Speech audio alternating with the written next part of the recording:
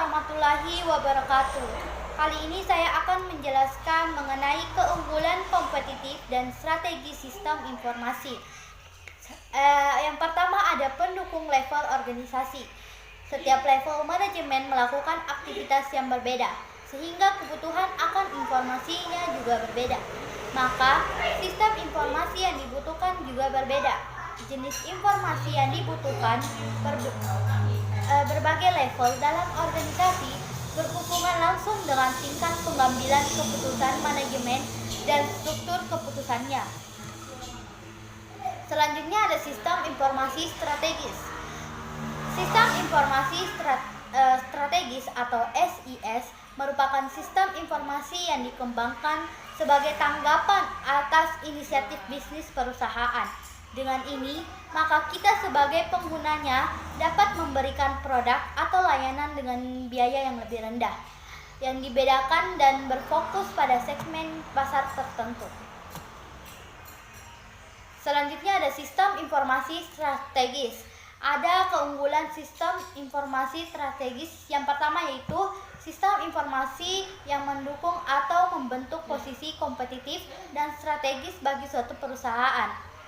Yang kedua, suatu perusahaan dapat bertahan dan sukses dalam jangka waktu panjang jika ia mampu mengembangkan strategis dalam menghadapi 5 macam kekuatan kompetitif yang membentuk struktur kompetisi di dalam industrinya.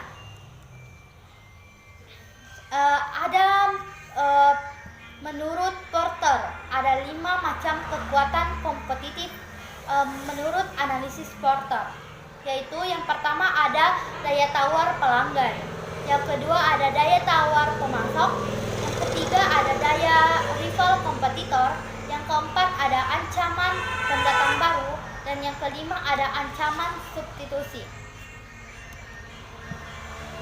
Selanjutnya ada rantai nilai. Rantai nilai adalah cara memandang suatu perusahaan sebagai satu rangkaian aktivitas dasar yang menambahkan nilai kepada produk dan jasa yang otomatis akan menambah nilai margin kepada perusahaan. Adapun rantai nilai dan strategis SI dapat dilihat pada tabel di atas. Next. Selanjutnya ada teknologi informasi. Keunggulan kompetitif mengacu pada penggunaan informasi untuk mendapatkan pengaruh terhadap pasar. Perusahaan juga tidak selamanya hanya mengandalkan pada sumber daya fisik, tetapi pada sumber daya konseptual yang unggul, baik data dan informasi yang dapat digunakan harus sama baiknya. Selanjutnya ada sumber informasi. Sumber informasi bisa dikelola melalui komponen dan aktivitas SI yang terdiri dari sumber daya data, hardware, software, manusia, dan jaringan untuk melakukan aktivitas input, pemrosesan, output, penyimpanan, dan pengelolaan yang mengubah sumber daya data menjadi produk informasi. Selanjutnya ada peran Departemen Sistem Informasi dan Pengguna Akhir. Departemen Sistem Informasi adalah unit organisasi formal yang bertanggung jawab atas layanan teknologi informasi.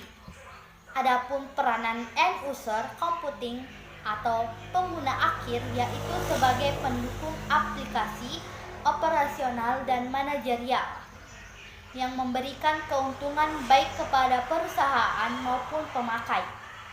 Pertama, perusahaan akan memperoleh keuntungan dengan memindahkan beberapa muatan kerja dari bagian pelayanan informasi kepada end user atau pengguna akhir.